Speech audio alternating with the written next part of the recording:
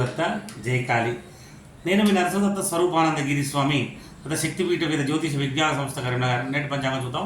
స్వస్తి శ్రీ శోభకృతునా సంవత్సరం ఉత్తరాయణం, శిశిర ఋతువు, మాఘమాసం, శుక్రవారం, తేదీ 23/2/2024. సూర్యోదయం ఉదయం 6:39 సూర్యాస్తం 6:14 తిథి సూర్యోదయ కాల తిథి శుక్లపక్ష చతుర్దశి.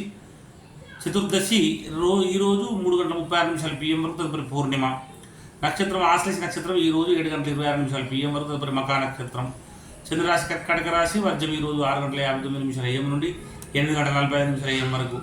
దుర్ముహూర్తము 8:58 AM నుండి 9:44 AM వరకు, మరియు 12:50 PM నుండి 1:36 PM వరకు. రాహుకాలము 10:59 AM నుండి 12:26 PM వరకు. అమృత గడియలు ఈరోజు 5:39 PM నుండి 7:26 PM వరకు. యోగము శోభన యోగము ఈరోజు 12:47 PM వరకు, తదుపరి అధికండ యోగం. కరణము గణజాకరణం ఈరోజు 2:27 AM వరకు, తదుపరి వనిజాకరణం. నక్షత్రం పాదాల వారీగా ఆశ్లేష 2వ పాదం ఈరోజు 6:03 AM వరకు, ఆశ్లేష 3వ పాదం ఈరోజు 12:44 PM వరకు, ఆశ్లేష 4వ పాదం ఈరోజు 7:26 PM వరకు. మక నక్షత్రం రేపు 2:09 AM వరకు. సూర్యరాశి కుంభరాశి. అశుభ సమయం గుళిక కాలం 8:06 AM నుండి 9:33 AM వరకు. యమగంట కాలము 3:20 PM నుండి 4:40 PM వరకు. సూర్యచంద్ర ఉదయాస్తములు చంద్రోదయం 5:26 PM, చంద్రాస్తం 5:56 AM. దిన ప్రమాణం 11:30 అభిజిత్ సమయం 12:26 PM.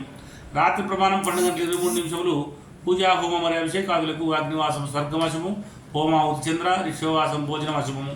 ప్రయాణాలకు దిశశూల పడమర దిశ. శుక్రవారం పశ్చిమ దిశలో ప్రయాణించవద్దు. ఒకవేళ ప్రయాణించవలసి వస్తే పెరుగు లేదా శర్కర నోట్లో వేసుకుని బయలుదేరాలి. తారాబలం చంద్రబలం కూడా చూద్దాం.